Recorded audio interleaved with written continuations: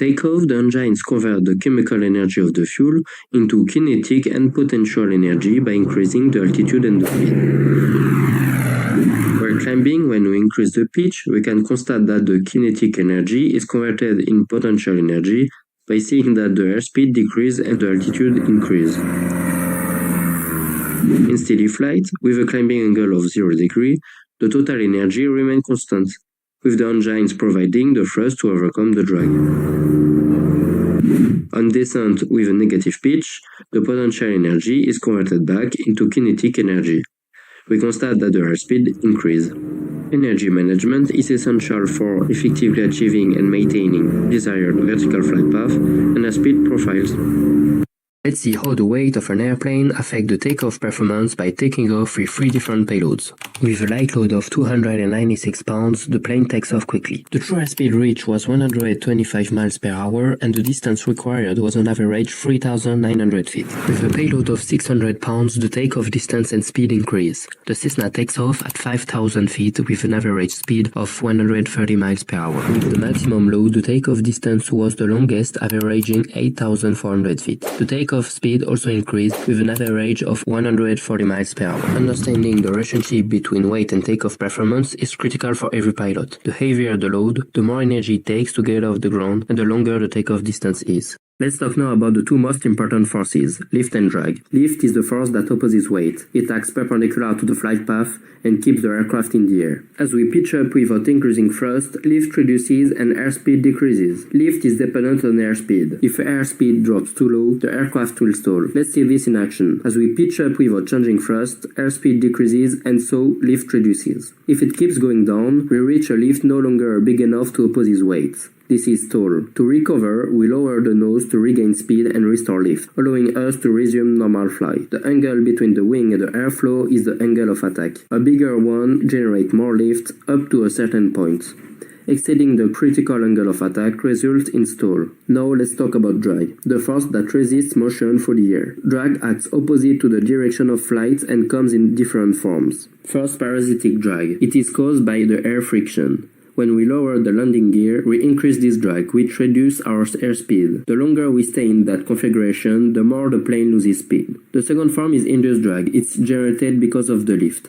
When we increase the lift, induced drag also increases. We constate that with the flaps up, the airspeed is on average 155 miles per hour. The lift is 400 Newton and the drag is 60. Flaps are used to increase lift at lower speeds, but they also increase drag. This helps slow the plane down for a controlled landing. The airspeed decreased to 145 miles per hour. The lift increased to 700 Newton and the drag increased to 100 Newton. Using flaps allows us to maintain enough lift to avoid stalling while reducing speed. Understanding lift and drag is essential for safe and efficient flight.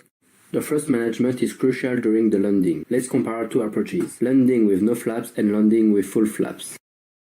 Without flaps, we set the throttle to get about 1600 RPM. We use the papilla to fix the altitude. We control the vertical speed using the throttle so the airspeed doesn't increase too much. We need to maintain the speed at 85 knots to generate enough lift. This results in a longer landing distance and a higher approach angle. With full flaps, the lift increases so we can approach at a lower speed. We set the throttle at around 1500 RPM. This allows for a steeper descent and a shorter landing distance. Flaps increase drag, slowing the plane down faster, making landing more controlled and precise.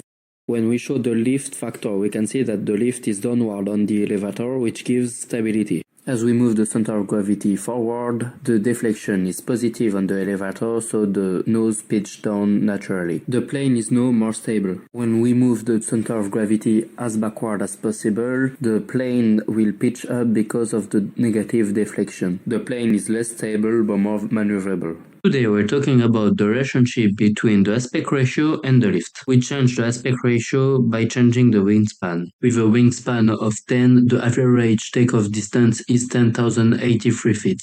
With a wingspan of 20 feet, the average takeoff distance is 8,136 feet. With a wingspan of 30 feet, the average takeoff distance is 4,770 feet.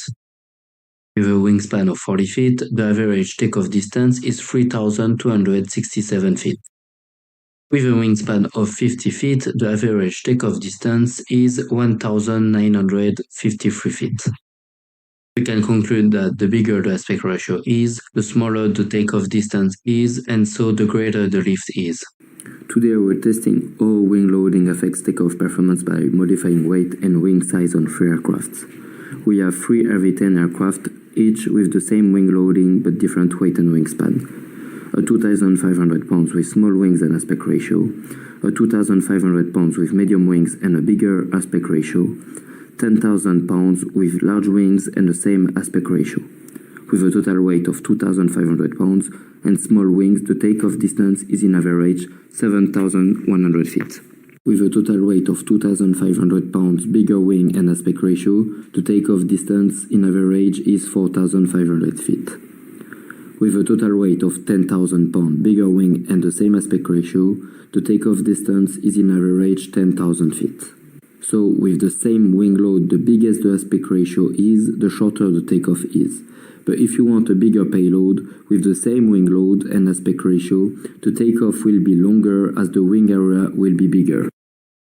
Today we're testing how power loading affects efficiency and fuel consumption. Each airplane have the same weight, wingspan and design, but different engine power, 150, 250 and 350 horsepower. This changes their power loading. More power means a shorter takeoff. The 350 plane lifts off way earlier than the 151. Once airborne, higher horsepower means a higher, truer speed. Higher power loading boosts speed and performance, but burns more fuel. Efficiency isn't just about speed, it's about balance. More power means faster flight, but also more fuel consumption.